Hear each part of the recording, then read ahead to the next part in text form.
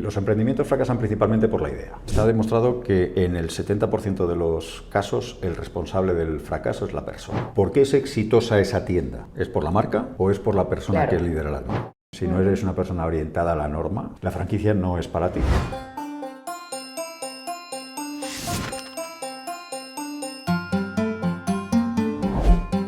Bienvenido, Javier. Pues muchas gracias. A Somos Greater. Bien hallados y muchas gracias por la invitación. Encantado de estar aquí con vosotros. Gracias. Bueno, Javier, antes de entrar en materia, me encantaría empezar hablando un poco de ti y de tu proceso de reinvención personal. Cuéntame un poco cómo fue ese giro de multinacional con un rol directivo de éxito, además, por lo que sé, a la psicología. ¿Cómo fue ese proceso? Pues fue casi retomar lo que yo había estudiado, que dejé allí aparcado en el año 94. Sí, casi, pues después de casi 30 años, 20 de ellos muy intensos ligados a la gestión, ligados a altos puestos directivos, aprendí una cosa, que es que el diferencial del éxito está en las personas. Entonces esto suena tópico, ¿verdad? Pero todo el mundo lo cuenta. Pero la ciencia o desde un punto científico pocos trabajan en ello, porque no saben. Entonces, la psicología sí que alberga la posibilidad de trabajar científicamente con las personas y explicar por qué unas, en este caso, funcionan, por decirlo de una forma más gráfica, y otras no. Entonces, no es que abandonara, por así decirlo, el mundo corporativo, sino que simplemente, bueno, me traje lo que yo había aprendido del mundo corporativo, principalmente estructura, principalmente procesos y principalmente adecuación de la persona. Luego hablaremos la diferencia entre adecuación y adaptación, es distinto. Muy bien. Y adecuación de la persona al puesto, y lo trasladé al mundo del emprendimiento. Que a partir de ahí fundó Growth Advisors con el objetivo de aplicar la ciencia de la psicología a los emprendedores, es decir, porque unos emprendedores fracasan y otros aciertan. Y en ese camino pues nos cruzamos los caminos con Mundo Franquicia, que lleva más de 26 años ya creando redes de franquicia, y entonces vimos que había una sinergia muy potente entre lo que tenía que ver con el emprendedor per se y el emprendedor en franquicia, ¿no? Hay diferencias, pero que eran muy interesantes. Entonces, a partir de ahí, bueno, pues como andaremos en la entrevista, trabajamos mucho lo que es la psicometría y la adaptación de la persona al modelo de negocio. Pues me llama muchísimo la atención toda esa parte del comportamiento humano. Y tú, con tu experiencia después de tantos años, ¿qué te sigue sorprendiendo de ese comportamiento humano en el mundo de la empresa? Pues que cada persona es distinta. Cada persona es diferente y que la obligación un poco de aquellas, cuando incorporamos a una persona a un sistema productivo, a una empresa, pues tenemos dos puntos muy importantes en los que trabajar. Primero es si la persona es la adecuada a ese modelo de negocio, cada modelo de negocio tiene unas características, y luego si la persona es la adaptada, ¿no?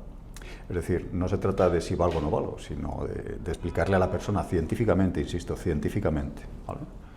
Y siempre que voy a una entrevista o cosas de estas me dicen, no digas esa palabra, pero es que no me resisto, ¿no? Estamos rodeados de charlatanes, ¿no? Y la ciencia, pues solamente se tiene acceso a ella pues cuando estudias una determinada carrera y tienes una determinada formación que puedes poner al servicio de otros, y en este caso es la psicología, la psicometría. Entonces no se trata de decir no valgo, sino no estoy o no soy la persona más adecuada para este modelo de funcionamiento, para este sistema de funcionamiento. Y esto decirlo antes, tanto como que sí es adecuada. Y luego trabajar en la adaptación emocional. Veremos luego. Importantísimo. Claro, sobre todo en personas que pasan, como a mí me gusta decirlo, del mundo nómina al mundo cuenta ajena, al mundo cuenta propia, ¿no? Ahí hay una adaptación emocional muy fuerte. Total. Sí, porque el mundo del emprendimiento, bueno, yo lo estoy viviendo en carne propia, es totalmente una montaña rusa, o sea que ahí necesitas mucha determinación y sobre todo que en los momentos de frustración uno pueda surgir de nuevo, ¿no? Sí, a mí sobre todo hay una cosa del psicólogo que me llama mucho la atención, y dime aquí si me equivoco o no, pero siento que ya después, sobre todo en tu caso, después de tantos años, tienes como un sexto sentido. ¿Te atreverías a decir que conociendo a alguien y hablando un par de horas eres capaz de decir si sirve o no para ciertos modelos de negocio o va a tener éxito en el mundo del emprendimiento? Bueno, mira, esto es como un cocinero, ¿no? Un cocinero apenas que prueba un plato, pues más o menos sabe los ingredientes, pues está entrenado para ello. Eso no significa que acierte al 100%, ¿no? Aparte sería un poco presuntuoso decir que con ver a una persona sabes cómo, ¿no? Yo me río mucho con los fondos de inversión, ¿no? Yo trabajo con varios fondos de inversión Y me dicen, yo es que tengo un olfato especial para los emprendedores. Y yo les digo, ¿y a qué huelen? ¿Y a qué huelen? ¿No? Entonces, el olfato, bueno, pues toda la ciencia que hay detrás de la psicometría lo que te viene es, después de muchísimas investigaciones, a decir qué rasgos de personalidad son los adecuados para emprender. Por ejemplo, tú me decías, es un vaivén, es un sub y baja, es una montaña rusa. Bueno, pues ahí estamos hablando de estabilidad emocional.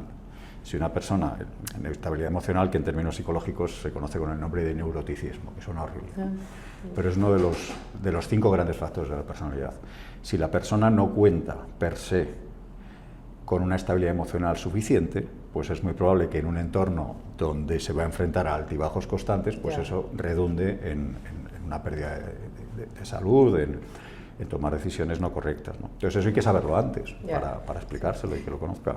Y se habla poco de la pérdida de salud en el mundo del emprendimiento, pero bueno, yo creo que cada vez, ¿no?, hay más apertura sobre todo el tema de la psicología y entender toda esta parte emocional. Me llama la atención por qué la franquicia como especialización. Verás, cuando hablamos de emprender, tenemos 3 formas de hacerlo. La primera de ellas es decir, voy a crear una tecnológica. Sé que te vas a reír, ¿vale? Me pongo la sudadera, la gorra para atrás, zapatillas, aunque tenga 60 años, me voy en zapatillas, vaqueros, americana, y monto una tecnológica. Me vuelvo loco buscando dinero por toda España, y bueno, al final 9 de cada 10 fracasan. 9 de cada 10 han hecho un esfuerzo extraordinario, muchos de ellos dejan su salud y al final fracasan. La segunda de ellas es decir, bueno, pues no voy a montar una tecnología, voy a montar una zapatería, o una peluquería, o un restaurante. Entonces busco un local, monto mi restaurante, hago la carta, etc. Creación de empresa, de microempresa, ¿no? 40% llegan a los 5 primeros años de vida. 40%. ¿Vale? Entonces, ¿dónde está el problema del emprendimiento? Los emprendimientos fracasan principalmente por la idea. Yo tengo una idea y la gente tiene la sana o la funesta manía de no comprar aquello que no quieren. Entonces yo me dedico a fabricar algo que la gente no quiere y no lo vendo. Por tanto, me arruino. La segunda parte viene por el dinero. Es decir, me quedo sin los fondos suficientes como para poder seguir emprendiendo, ¿no? Ahí, bueno, pues hay todo el juego financiero, los bancos te prestan dependiendo de qué aportes y demás. Y la tercera es la persona. Entonces, está demostrado que en el 70% de los casos el responsable del fracaso es la persona, ¿vale? El equipo, por decirlo, ¿no? Wow, altísimo. Altísimo. Entonces, ¿qué nos encontramos con la franquicia? Fíjate qué interesante. La franquicia, llegas a una idea que ya está aprobada y que está en funcionamiento. Y que tiene unos procesos, que tiene toda una estructura, etc. Segundo, a nivel financiero, las necesidades de financiación primero van contra un modelo de negocio, con lo cual es más posible que te lo den, o incluso tú puedes tener ya ese capital para empezar, ¿no? Luego, si hablamos de dinero, más o menos te daré un tanto de media. La tercera es la persona. Por tanto, cuando yo conocí a Mundo Franquicia y creamos Mundo Franquicia Emprende, lo que vi claramente es que en franquicia el éxito depende muchísimo más del emprendedor que en otros emprendimientos, ¿no? Entonces, el hecho de que la idea, por un lado, esté ya testada, el hecho de que la financiación esté más o menos aprobada, lleva a que 9 de cada 10 lleguen a los 5 primeros años de vida. Mira la diferencia. El 90% llegan a los 5 primeros años de vida. Esto significa que para aquella persona que emprende con un modelo ya aprobado, tiene una alta probabilidad de que a los 5 años genere ingresos y tenga una vida, luego te daré datos del paro que reviso esta mañana, y tenga una vida, vamos a llamarlo digna. Vamos a llamarlo digna, ¿no? Entonces, claro, si somos capaces de entender cuáles son los requerimientos del franquiciado en franquicia, que son distintos al del emprendedor en el ecosistema de emprendedor startup, y los podemos evaluar antes, pues ayudaremos a las centrales a que seleccionen personas más adecuadas, y lo que es más importante, que a mí me preocupa más, ayudaremos a la persona a explicarle si es el emprendimiento adecuado para él, el modelo adecuado para él o no. Sí, porque justo a mi alrededor, bueno, lo hemos comentado en otra oportunidad, mi marido es franquiciado de una franquicia muy conocida y es verdad que alrededor también tenemos amigos que han fracasado dentro de este modelo, justamente porque la persona pues no se daba o no entendían el emprendimiento. Entonces, ahí en ese ecosistema en España, o sea, ¿qué papel juega, ¿no?, el emprendedor, digamos, en ese modelo de entender si sirve o no para él, y al mismo tiempo, ¿no?, la franquicia, porque entiendo que harán un match, ¿no? No todas las franquicias serán para todos los emprendedores, ni al revés. Correcto. Y fíjate, tenemos en España 1.480 marcas.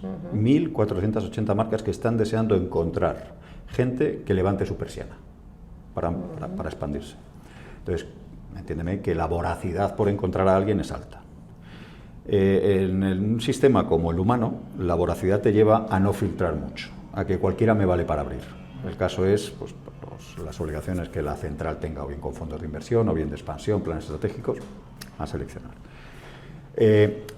Segundo, tenemos aproximadamente unos 300.000 empleos que se generan en el mundo de la franquicia, en el sector de la franquicia, es decir, no es ninguna tontería, 300.000 empleos que generan la nada despreciable cantidad de 26.000 millones de euros al año de negocio. Es decir, es una cosa como para tomársela en serio. ¿Qué es lo que ocurre? Cada modelo de franquicia tiene unas necesidades del emprendedor. Si nosotros llevamos al emprendedor a esto, vamos a poner de ejemplo estos que tú dices, a un enamoramiento a primera vista de un tipo de modelo de negocio, es muy sencillo. Créeme que es muy sencillo que la franquicia, que la central, el dueño de la marca, le dé la marca. Ya. Ahí hay una perversidad brutal que son los derechos de entrada. Hay centrales que quieren vivir de los derechos de entrada. Claro. Y los derechos de entrada no más que hambre para hoy, pan para hoy y posiblemente... No, y qué bueno que mañana. lo comentas, porque Claro. a veces hay esa percepción que es incorrecta, porque lo típico, ¿no? Haces una cosa mala y parece que todas son igual. Pero después hay unos que yo lo tengo cerca, ¿no?, de negocios de franquicia que son muy exitosos y que sí se cuidan al franquiciado. Claro, ahí la gran pregunta, Marjorie, es ¿por qué es exitosa esa tienda? ¿Es por la marca o es por la persona que lidera la marca? Yo ya te digo que es por la persona, porque la marca está. Entonces las centrales no entienden que lo que ellos se juegan fundamentalmente es su marca con la selección. Ellos piensan que con el royalty de entrada y con su proyecto de expansión y que ya abren... y están jugando con su marca. En el mundo del ecosistema financiero, en el ecosistema de las startups, al final son fondos de inversión, y los fondos de inversión lo tienen muy fácil, amplían capital. En la franquicia, como te equivoques, te estás cargando no solo el local y al franquiciado que ha confiado en ti, te estás cargando la marca. Y estás afectando a otros muchos que han confiado en ti. Es una cosa muy seria. Porque las franquicias no crecen por el número de locales, crecen por la sostenibilidad de cada uno de los locales. Y eso implica, bueno, pues siempre te dicen, cuando yo pregunto en estos ámbitos, porque yo vengo de fuera, ¿no? Me dicen, lo más importante es el emplazamiento. Digo, da igual, yo puedo tener ahí la mejor franquicia del mundo aquí debajo, ¿no? Pero si las personas que están a cargo no funcionan, pues no va a funcionar. Y eso va a generar un efecto sesgo, como onda expansiva, al resto de locales con las mismas marcas, ¿no? Una cosa muy preocupante a la hora de seleccionar. Afortunadamente, y no me extiendo con esto, sí que es cierto que determinados players, determinados jugadores dentro del ecosistema de la franquicia, cuando yo les he contado esto, han sido bastante receptivos. No puedo adelantar nada porque está todo en negociación, pero se vienen cosas interesantes respecto de este punto. O sea, que sí sientes que han evolucionado también los modelos de franquicia y las matrices, ¿no? Mucho. Claro, cuando hay competencia, tienes 1.400 marcas y te vas a alimentación, te vas a peluquerías, te vas a belleza, salud, etcétera, hay mucha competencia. Entonces, realmente lo diferencial es quién atiende esa franquicia. Fíjate, antes el franquiciado era como, bueno, pues alguien que se compra un negocio. Tengo un negocio, ahora ya no. Ahora hay mucha gente que está regresando del mundo cuenta nómina, del mundo cuenta ajena, a emprender por su lado y a tener cierta independencia, y claro, exigen procesos, exigen formación, exigen apoyo, exigen colaboración, exigen cierto liderazgo de la central. Una cosa muy interesante que es la cultura. Cuando tú hablas del ámbito organizativo, después de 30 años dando vueltas por las 2 o 3 multinacionales de la consultoría, hablas de la cultura de la empresa. Entonces yo a las centrales digo, ¿cuál es la cultura de la central?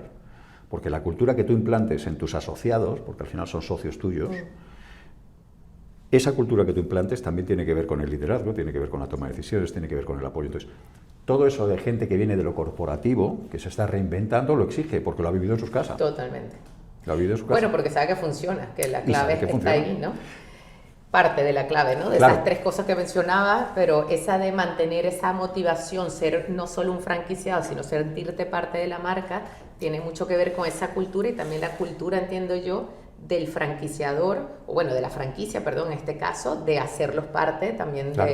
de una sola empresa, ¿no? Claro, el franquiciador, es decir, la central, el franquiciador, tú piensas que en muchos casos no estamos hablando de las grandes marcas, Burger King, McDonald's, estas son 5%, abajo hay marcas más... Son emprendedores. Y yo tengo clientes que son los dueños de la marca, que no han tenido más experiencia que a lo mejor montar un restaurante exitoso, con unos platos exitosos, y que se meten a empresarios y a vender su marca. Es decir, a partir de ahí surgen otros problemas, porque ya no solamente es vender el bocadillo, sino que es contratar, es motivar, es pagar, es expandir la marca, es asegurar unos manuales de procedimiento. Son cosas de empresario. Totalmente. Sí. No de emprendedor. Y hay una diferencia abismal entre el emprendedor y el empresario. Emprendedor es el que emprende, empresario es el que mantiene. Y la traslación o la transición de emprendedor a empresario, no todo el mundo es capaz. Porque, como luego me vas a preguntar, que a ti te agrada, no están cableados. No están cableados, ya hablaremos de eso. Pero antes de irnos ahí, me gustaría entender también, o sobre todo a la audiencia, la parte del sector, ¿no? Porque es verdad, yo, como te comento, estoy siempre rodeada, en el caso de mi marido, con temas de franquicia, y siempre le preguntan qué sectores ve él como mejor oportunidad dentro de ese modelo, ¿no? Entiendo que las tendencias de consumo, y en este caso, bueno, soy amante de todo el tema del bienestar, de la salud y todo lo que está alrededor de la longevidad. ¿Ves sectores que se están evolucionando más que otros? Que funcionen mejor, ya entraremos también en qué márgenes se esperan, pero ¿qué sectores dentro del mundo de franquicias sientes que están creciendo más? Hombre, ya sabes tú que hay dos sectores que todo el mundo conoce, que básicamente es la restauración, retails y salud, ¿no? Está creciendo cosas insospechadas, porque cualquier necesidad de negocio que tú puedas estandarizar es franquiciable. Entonces te voy a dar datos, por ejemplo, en contra de lo que pueda suponer cualquiera, está incrementándose mucho, por ejemplo, el otro día me hacía mucha gracia, tanatorios para perros, para mascotas. Porque es todo un tema, ¿no? Perdón, claro, el tema de los animales, claro. ¿no? Entonces, crematorios para animales, es decir, todo el cambio social, por ejemplo, tú hablas ahora de la longevidad, pues ya hay clínicas que empiezan a tratar temas de longevidad. ¿Dónde está el éxito? Pues el que tú tengas un modelo paquetizable y que puedas ceder a otros. Y ese otro, al mismo tiempo que la marca, te compres ese know-how, ese saber hacer. Pero, por supuesto, entre 1.400 marcas y creo que son 36 sectores de actividad, tienes de todos los tipos y estilos. Ahora bien, lo que tiene que contestar tu marido es, no depende de dónde vayas a trabajar, sino depende cómo estés tú preparado para trabajar ahí. Yo te puedo hablar de la mejor clínica de envejecimiento, anti-aging, pero si a ti eso no estás preparado y no tienes la suficiente espíritu comercial, eres más bien ejecutor, aquello no va a funcionar. Claro. Entonces tiene que adaptarse, pero esto no lo he descubierto yo, esto ya Taylor en el siglo XX y en principios del siglo XX ya lo descubrió, es decir, tiene que haber un encaje brutal entre mis capacidades y las capacidades que me va a exigir este modelo de negocio. No es lo mismo servir cafés, que estar en una clínica anti-aging, que estar atendiendo a familias que vienen a llevar a su mascota. Sí. Bueno, y yo agregaría también un factor súper importante que vincula mucho con el propósito y con tu pasión, que bueno, también tiene que haber una conexión, porque si, por ejemplo, eres amante de la salud o no te gustan los animales, pues seguramente por muy bien que encaje el servicio, no montarás un tanatorio como hablábamos para animales, ¿no? Pero bueno, ahora ya enamoramos aquí a la audiencia con el tema de la franquicia. ¿Qué retos encontraría una persona que decide ir a un modelo de franquicia en España? Pues primero disciplina. Disciplina. Y ahí, claro, todo lo que tiene que ver con la adaptación a normas, que es una característica de la personalidad, por decirlo a grosso modo, ¿no? Es fundamental. Y la disciplina significa que si tú vienes del mundo de trabajo por cuenta ajena al mundo por cuenta propia, viene a decir que lo que tú no hagas no lo hace nadie. Cuando tú trabajas en una corporación, la corporación en sí es como un ser vivo, compuesto de muchas personas, que tiene su propio ritmo, y a lo mejor un día tú no haces, pero otro hace, ¿no? Y aquello siempre va funcionando. Cuando tú eres emprendedor en franquicia, lo primero que te tienes que imponer es una disciplina de emprendimiento, tienes que abrir y cerrar. Segundo, tienes que tolerar mucho la norma. Si no eres una persona orientada a la norma, si eres más bien innovador, te gustan los cambios y demás, la franquicia no es para ti, porque el éxito de la franquicia es, si me permites la expresión, tener que pensar lo menos posible. Bueno, que tiene su ventaja y su desventaja, ¿no? Como dice, dependiendo del perfil. Efectivamente. El hecho de que tengas que pensar lo menos posible es porque ya está todo pensado, inventado, y por eso el 90% aciertan. Porque antes de que llegues tú ya ha habido otros que han probado otras cosas. En la Mili decían, no penséis porque aquí ya está todo inventado. Lo que se te vaya a ocurrir a otro, a ti ya se... Bueno, pues esto es lo mismo, ¿no? Eso es lo primero, la adaptación a la norma, desde un punto de vista psicológico. Lógicamente, luego, cierta estabilidad emocional. O sea, una cosa es emprender en franquicia y otra cosa es dejarte la salud y la vida. Entonces, todo eso lo podemos valorar. Y, por supuesto, y lo más importante también, como no, tu entorno familiar. O sea, ¿cuántas horas al día puedes dedicar tú a tu negocio? Porque esto es tu negocio. Y la frase, por así decirlo, que habría que escribir sobre piedra, como dicen los americanos, es: lo que tú no hagas no lo va a hacer nadie por ti. Efectivamente. Si tú un día no abres, ese día no hay caja. Como digo yo siempre que también hago mentorías a emprendedores más jóvenes, les digo, lo más importante, bueno, y cuando son jóvenes es mucho más fácil, pero alrededor de los 30, que ya empiezan a tener familia, que empiezan a tener sus primeros hijos, les digo, lo más importante si vas a emprender es tener un sistema que te apoye, porque si no, definitivamente es complicado, porque uno hace de todo, ¿no? O claro. Al inicio, pues como no tengas ese soporte, difícilmente podrás salir, ¿no? Y sobre todo en esos momentos de bajón, que necesitas ese apoyo familiar, amigos y alrededor. Claro. Mira, ya que estamos hablando de perfiles, ¿no? Y esto de los retos, cuéntame un poco de cuando hablas del cableado, ¿no? Que deben tener las personas. ¿A qué te refieres, no? Esto no es mío, a fuer de ser sincero, esto es de Ray Dalio. Ray Dalio es el fundador de Bridgewater Associates, que es un fondo de inversiones el más grande del mundo. Y él decía y dice que él no invierte en un emprendedor o no hace una inversión sin saber cómo la persona viene cableada. El cableamiento mental es como su nombre gráfico indica, es decir, tú cómo estás estructurado. Y la estructura psicológica de una persona suele ser lo primero y lo más básico, la personalidad. ¿Vale? Entonces, ¿cómo es tu personalidad? ¿Cuáles son tus valores? Que ahora, en vez de hablar de valores a nivel psicológico, ahora, pues gente que hay por ahí habla de creencias, ¿no? Las creencias, ¿no? Los valores, eso también se mide. Y sobre todo, ¿qué competencias tienes? Entonces, cuando tú tienes una determinada estructura de personalidad, la ciencia, en este caso la psicología del emprendimiento, ya ha demostrado que hay determinadas variables que con determinadas puntuaciones, medidas psicométricamente. Aquí, permíteme, Marjorie, que haga La psicometría es la ciencia que se encarga de medir constructos mentales dentro de la psicología. La psicometría tiene test, baterías psicotécnicas, etcétera, que están realizadas por psicólogos, generalmente científicos.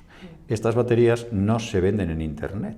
No están en Internet, no están al acceso de todos. Claro, hay muchas cosas que se venden y parece, ¿no? Efectivamente, también está el horóscopo, el eneagrama y el echar las cartas. O sea, existe todo. Pero lo que es la ciencia, estas baterías solamente se comercializan a través de editoriales y solamente las pueden adquirir y suministrar psicólogos.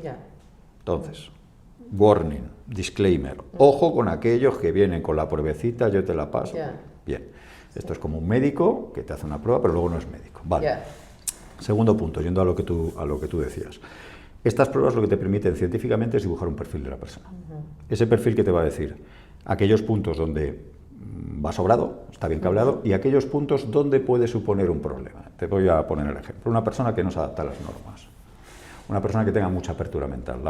La personalidad tiene 5 grandes factores: neuroticismo, responsabilidad, extraversión, amabilidad y apertura mental. La apertura mental es como mirar en 180 grados, la creatividad. Entonces, si yo veo, esto no es un punto único, es todo nosotros medimos casi 45 variables y sobre eso se hace un informe. No lo hace la máquina, hace un informe, psicólogos expertos que valoran Entonces, si una persona tiene una alta apertura mental, significa que le gusta la creatividad. Ya. Entonces, si aparte esta persona no tolera bien las normas, que suele ocurrir, Ya. entonces, si yo veo eso y me dice, yo quiero ser un franquiciado digo, ¿tú vas a respetar los procesos o vas a empezar a innovar, a vender otras cosas, a cambiar? Porque si no respetas los procesos que ya han demostrado que funcionan, tú no vas a funcionar. Claro. Entonces, hay dos soluciones. Uno, ese siguiente paso, es decir, la persona es la adecuada, no 100% ni 0%, es la adecuada, puede funcionar.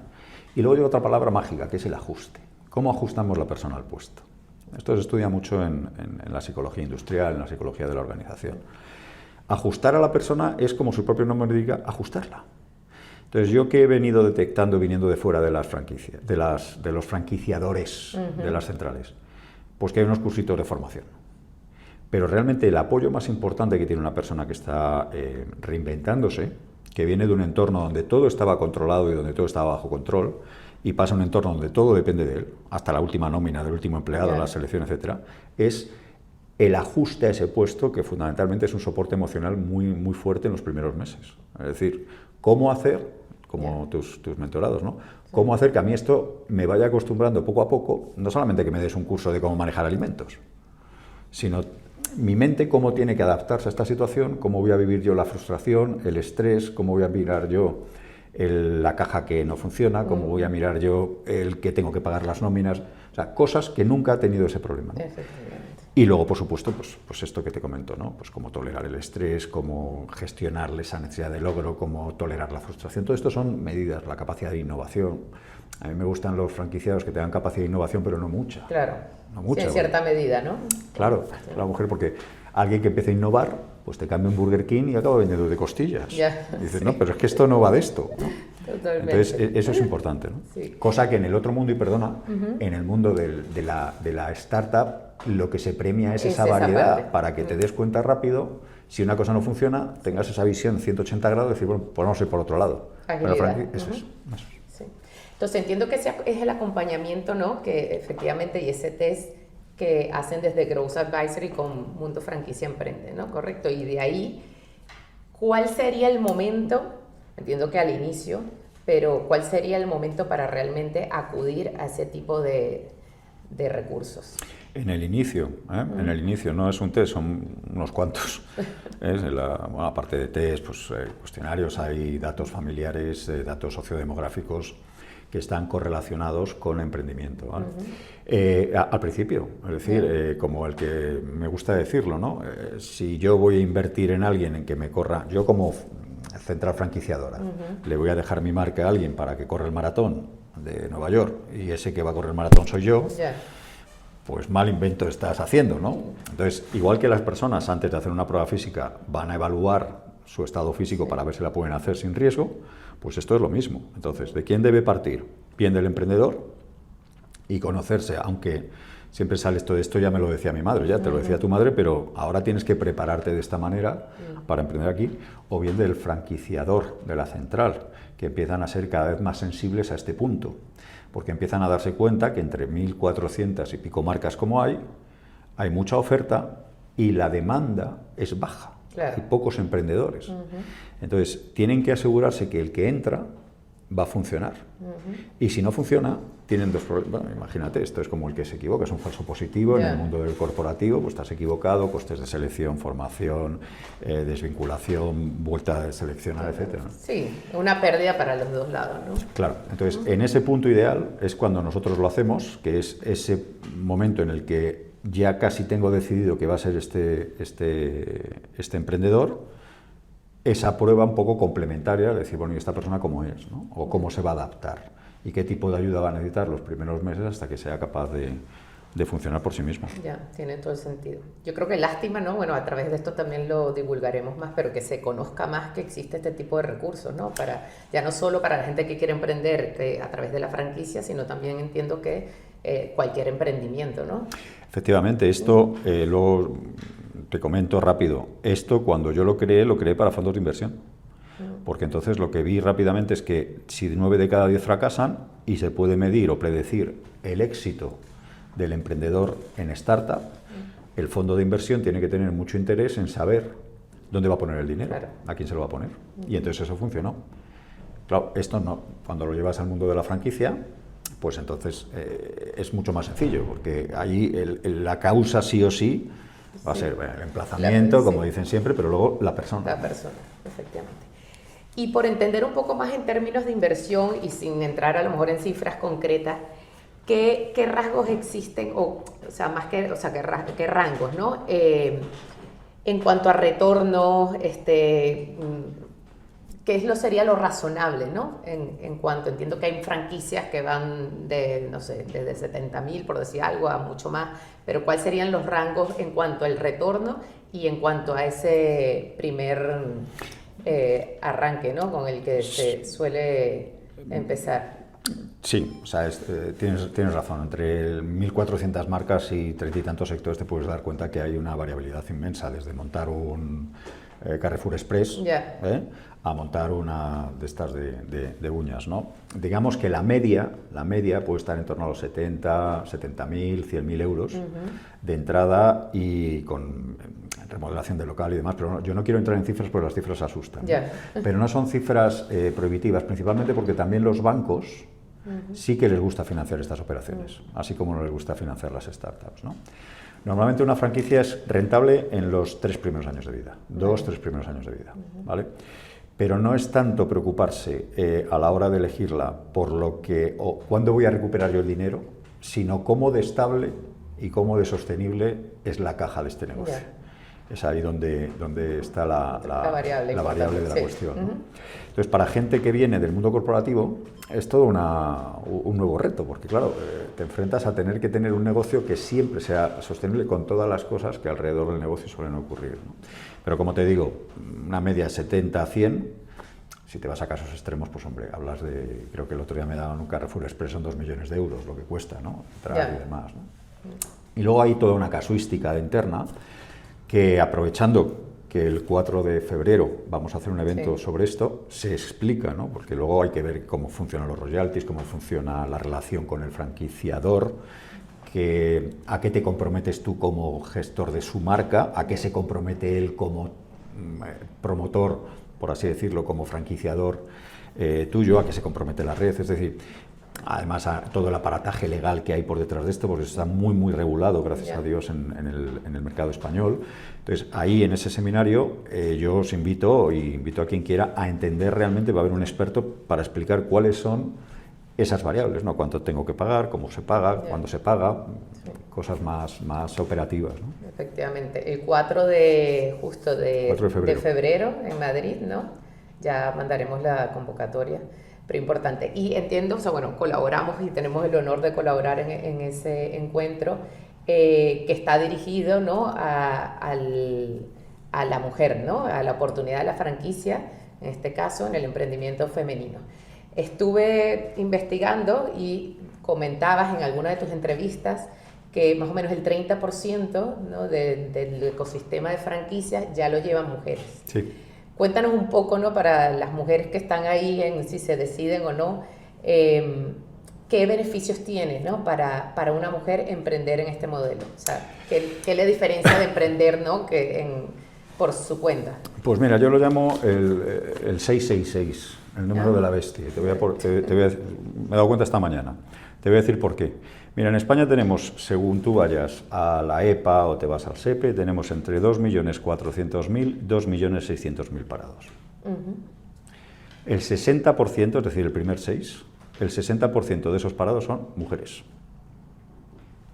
Mira. De ese 60% de mujeres, que podemos estar hablando 6 por 2, 12, 1.400.000 de paradas, el 60% son de más de 45 años. Es decir, estamos hablando sobre 1.400.000, 600, 800 y pico mil, 850.000 aproximadamente mujeres por encima de 45 años en paro. Y aquí llega el tercer 6. El 60% de esas 850.000 son paradas de larga duración. Es decir, estamos hablando de unas 450.000 mujeres.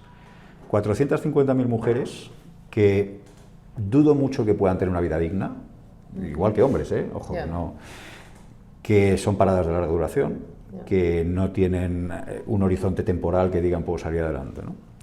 Entonces, Claro, cuando vas a un modelo en el cual dices, bueno, no quiero decir con esto que haya 450.000 personas capaces de emprender, pero que sí que la franquicia, que bueno, pues no se conoce tanto, el modelo sí que puede ser una solución muy viable para determinado perfil profesional.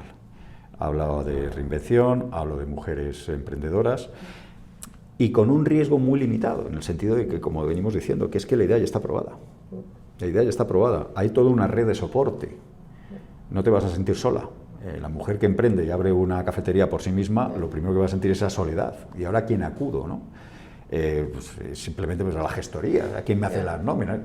Aquí entras en un modelo de negocio donde otras mujeres, como tú, si el negocio es más tipo femenino, más de belleza, salud, etcétera, ¿no? Hay negocios más masculinos, tipo bares, cafeterías, ¿no?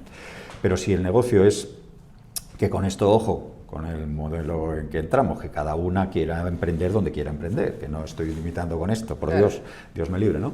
Pero lo que sí quiero decir es que vale la pena reflexionar, decir, oye, yo tengo esas capacidades que puede demandar un determinado tipo de negocio para emprender, en el que la idea está aprobada, en el que no me voy a sentir sola, en el que, bueno, financieramente no voy a tener que aportar una gran cantidad o no voy a tener que andar buscando fondos de inversión, sino que los propios bancos me pueden ayudar, o que incluso puedo ocupar, que mexicano, ¿no? Puedo usar la propia indemnización que sale de despidos, de ERES, etcétera, para reinventar y poder autoemplearme en un principio y después, claro, lógicamente tratar de, por todos los medios, que aquello sea escalable.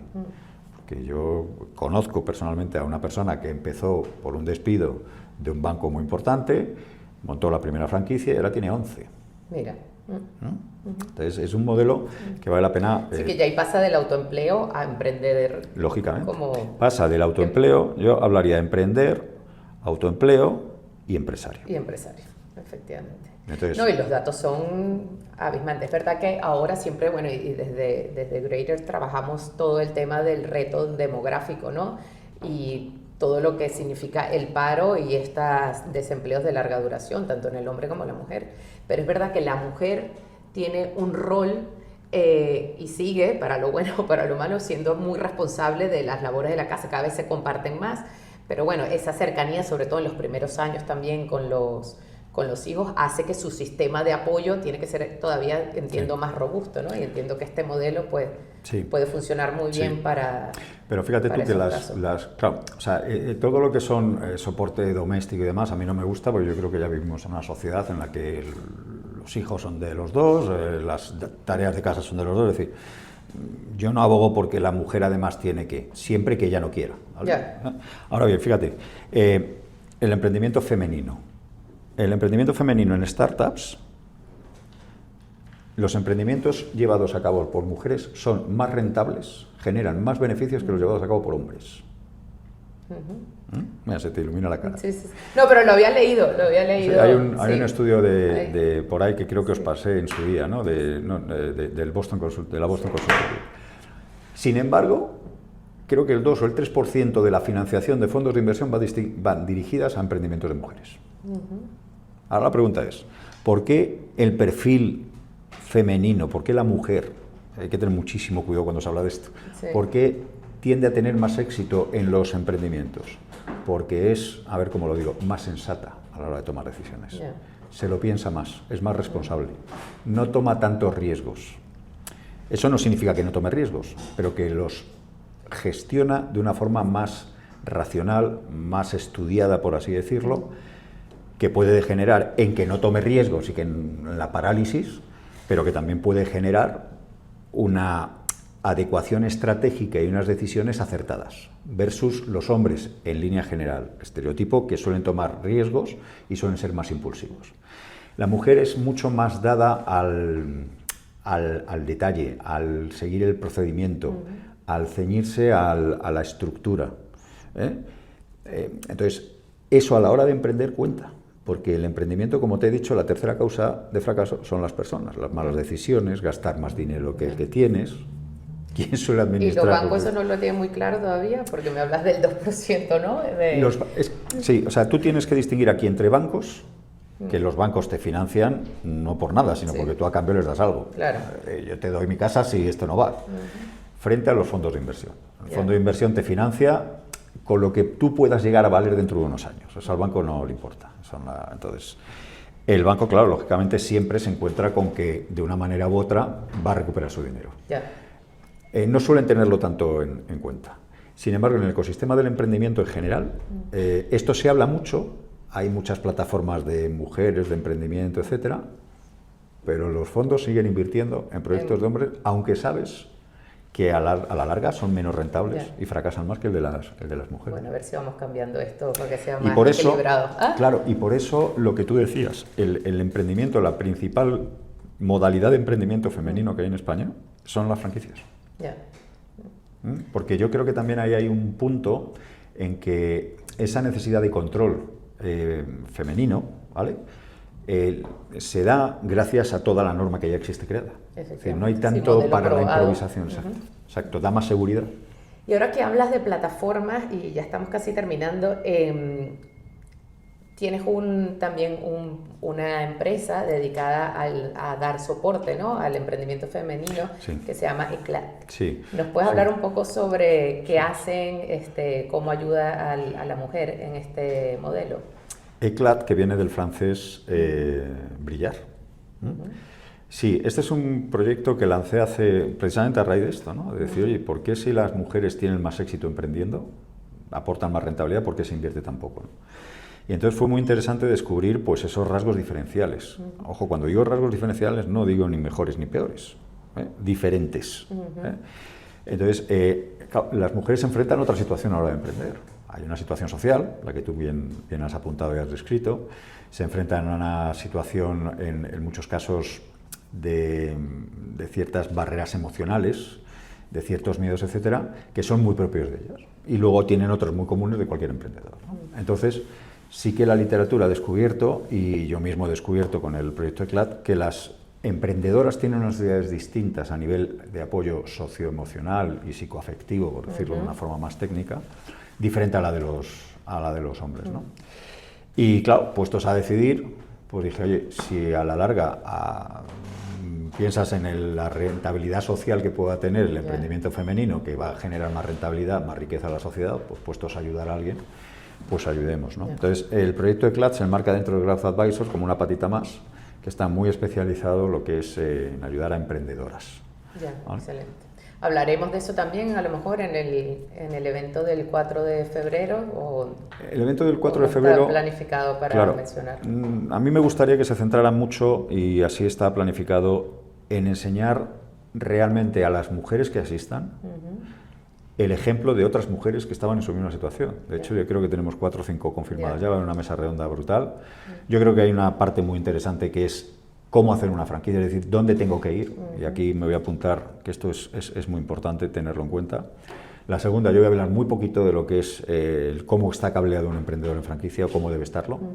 Y la parte más importante de la mesa redonda, con 5 franquiciadas de 5 marcas distintas, donde van a decir, pues mira, yo me enfrenté hace años a una situación como la tuya, vine por aquí, y yo creo que ahí se va a generar un debate muy interesante, porque va a haber como mucha empatía entre ellas, ¿no? Yo creo que ahí ECLAT está ahí para todas aquellas emprendedoras que digan yo quiero emprender, ¿no? Pero fíjate una cosa muy importante, que es el acompañamiento inicial. Si tú acudes a un mercado solo, vas a ir muy rápido, pero como dicen, no vas a llegar muy lejos. El mercado de la franquicia, hay 1.400 marcas que están deseando captar. Entonces es muy fácil sentirte enamorado de una marca, porque las propias centrales te van a querer enamorar. Entonces, es muy importante, y a través de Mundo Franquicia lo hacemos, el acompañar a la persona a cuál es su franquicia, vamos a llamarla ideal, afín a sus características. Y una vez que tengamos eso decidido, ir a buscar la franquicia. No al revés, no que la persona vaya a la franquicia. Entonces, a partir de ahí, lo que reducimos sustancialmente es el índice de fracasos, porque ya no es quiero esta franquicia, es qué sabes hacer, cómo lo sabes hacer, qué te va a demandar, qué capacidades tienes, y a partir de aquí, este es el abanico que te ofrecemos. Y a partir de ahí, bueno, pues se negocia con la central, ¿no?, el acompañamiento. Pero insisto, el evento del 4, fundamental, esa mesa redonda con las personas que vienen, que yo conozco alguna, que son auténticos huracanes, que han sacado sus franquicias adelante, van a contar su experiencia, cómo les han ayudado desde la central. Y yo creo que va a ser bastante educativo, por así decirlo, pedagógico para las asistentes. Pues invitamos a todas las mujeres de la audiencia a asistir ese día 4, ya mandaremos las logísticas. Bueno, Javier, y para terminar, si tuvieses que dar 3 consejos honestos a las personas, hombres y mujeres, que quieren reinventarse a través de este modelo de franquicias, ¿qué les dirías? Mira, me los estoy apuntado. Muy bien. Para que sean 3. Has hecho tu tarea. Sí, solo 3. La primera es: no te enamores de una marca. O sea, busca un sistema que encaje en ti. Muy bueno. No te enamores. En la vida no es bueno enamorarse. Una vez y no muchas más, ¿no? Algo que te encaje. Segundo, no te preguntes solo cuánto me cuesta, sino cuánto va a exigir de mi día a día. ¿Vale? Y tercero, y no menos importante, es rodéate de método, de datos y de personas que te ayuden a decidir cuál es tu propósito. Es decir, si tú mañana quieres emprender en franquicia y tienes más o menos una idea de lo que te gustaría hacer, compártelo y vamos a estudiarla. Pero fundamentalmente, ve acompañado, tanto al inicio como en los primeros momentos que levantes la persiana. Esa adecuación y ese ajuste posterior al puesto y soporte emocional. Me encantan las 3, Javier. Y bueno, y sobre todo acompañados, si se puede, a través de Mundo Franquicia, de Growth Advisor y de Clan, ¿no? Para todas estas mujeres que quieran hacerlo, emprender. claro, porque para eso estamos.